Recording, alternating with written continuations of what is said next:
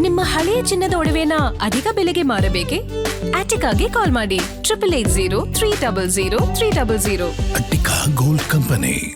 ಇನ್ನು ಡಿಕೆ ಶಿವಕುಮಾರ್ ಅವರು ಅಧಿಕಾರ ಸ್ವೀಕಾರ ಮಾಡ್ತಾ ಇದ್ದಂತೆ, ನೂತನ ಮುಖ್ಯಮಂತ್ರಿಯಾಗಿ ಪ್ರಮಾಣ ವಚನ ಸ್ವೀಕಾರ ಮಾಡ್ತಾ ಇದ್ದಂತೆ ಕೆಲ ಅಧಿಕಾರಿಗಳಿಗೆ ಅತಿ ದೊಡ್ಡ ಶಾಕ್ ಕೊಟ್ಟಿದ್ದಾರೆ. ಕಾರಣ ಡಿಕೆ ಶಿವಕುಮಾರ್ ಸಿಎಂ ಆಗ್ತಾ ಇದ್ದಂತೆ ಹಲವು ಅಧಿಕಾರಿಗಳಿಗೆ ಗೇಟ್ ಪಾಸ್ ಕೊಟ್ಟಿದ್ದಾರೆ.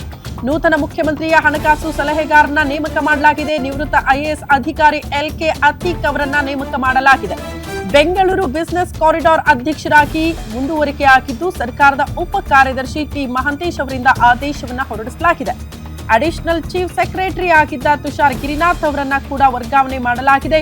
ಸಿಎಂ ಹೆಚ್ಚುವರಿ ಮುಖ್ಯ ಕಾರ್ಯದರ್ಶಿಯಾಗಿ ತುಷಾರ್ ಗಿರಿನಾಥ್ ಅವರನ್ನ ನೇಮಕ ಮಾಡಲಾಗಿದೆ ಅನ್ನೋದರ ಡೀಟೇಲ್ ಸಿಗ್ತಾ ಇದೆ. ಐಎಎಸ್ ಅಧಿಕಾರಿ ರಾಜೇಂದ್ರ ಚೋಳನ್ ಅವರಿಗೆ ಹೆಚ್ಚಿನ ಜವಾಬ್ದಾರಿಯನ್ನು ವಹಿಸಲಾಗಿದೆ. ಹಿಂದಿನ ಸಂದರ್ಭದಲ್ಲಿ ಉಪ ಮುಖ್ಯಮಂತ್ರಿಗಳ ಕಾರ್ಯದರ್ಶಿಯಾಗಿದ್ದ ಚೋಳನ್ ಈಗ ಮುಖ್ಯಮಂತ್ರಿಗಳ ಕಾರ್ಯದರ್ಶಿಯಾಗಿ ವರ್ಗಾವಣೆ ಪ್ರಮೋಷನ್ ಪಡೆದುಕೊಂಡಿದ್ದಾರೆ.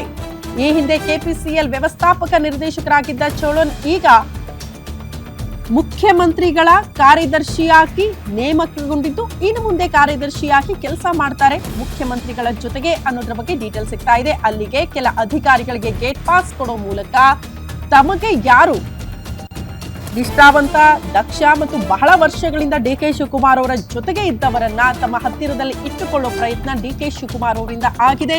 ಅದೇ ರೀತಿ ತಮಗೆ ಬೇಕಾಗಿರುವ ಅಧಿಕಾರಿಗಳನ್ನ ನಿನ್ನೆ ನೇಮಕ ಮಾಡಿ ಆದೇಶವನ್ನ ಕೂಡ ಹೊರಡಿಸಿದ್ದಾರೆ. ರಾಜೇಂದ್ರ ಚೇಳನ್, ತುಷಾರ್ ಗಿರಿನಾಥ್, ಅದೇ ರೀತಿ LK ಅತೀಕ್ ಪ್ರಮುಖವಾಗಿ ನೂತನ ಮುಖ್ಯಮಂತ್ರಿಯ ಹಣಕಾಸು ಸಲಹೆಗಾರರಾಗಿ ನೇಮಕ ಆಗಿರುವುದು ನಿವೃತ್ತ ಐಎಎಸ್ ಅಧಿಕಾರಿ LK ಅತೀಕ್. ಅದೇ ರೀತಿ ಬೆಂಗಳೂರು ಬಿಸಿನೆಸ್ ಕಾರಿಡಾರ್ ಅಧ್ಯಕ್ಷರಾಗಿ ಕೂಡ ಮುಂದುವರಿಸುತ್ತಾರೆ. ಸರ್ಕಾರದ ಉಪ ಕಾರ್ಯದರ್ಶಿ ಟಿ ಮಹಂತೇಶ್ ಅವರಿಂದ ಆದೇಶ ಹೊರಡಿಸಲಾಗಿದ್ದು, ಪ್ರಮುಖವಾಗಿ ಅಡಿಷನಲ್ ಚೀಫ್ ಸೆಕ್ರೆಟರಿ ಆಗಿದ್ದ ತುಷಾರ್ ಗಿರಿನಾಥ್ ಅವರ ವರ್ಗಾವಣೆಯಾಗಿದೆ. ಹೆಂಗಂದ್ರೆ ಸಿಎಂ ಹೆಚ್ಚುವರಿ ಮುಖ್ಯ ಕಾರ್ಯದರ್ಶಿಯಾಗಿ ತುಷಾರ್ ಗಿರಿನಾಥ್ ಅವರನ್ನ ನೇಮಕ ಮಾಡಲಾಗಿದೆ. ಮುಖ್ಯಮಂತ್ರಿಗಳ ಜೊತೆಗೆ ಕೆಲಸ ಮಾಡ್ತಾರೆ ಇನ್ನು ಮುಂದೆ. ಅದೇ ರೀತಿ ಐಎಎಸ್ ಅಧಿಕಾರಿ ರಾಜೇಂದ್ರ ಚೋಳನ್ ಅವರಿಗೂ ಕೂಡ ಹೆಚ್ಚಿನ ಜವಾಬ್ದಾರಿಯನ್ನು ನೀಡಲಾಗಿದೆ. ಮುಖ್ಯಮಂತ್ರಿಗಳ ಕಾರ್ಯದರ್ಶಿಯಾಗಿ ಇನ್ನು ಮುಂದೆ ಕೆಲಸ ಮಾಡಲಿದ್ದಾರೆ.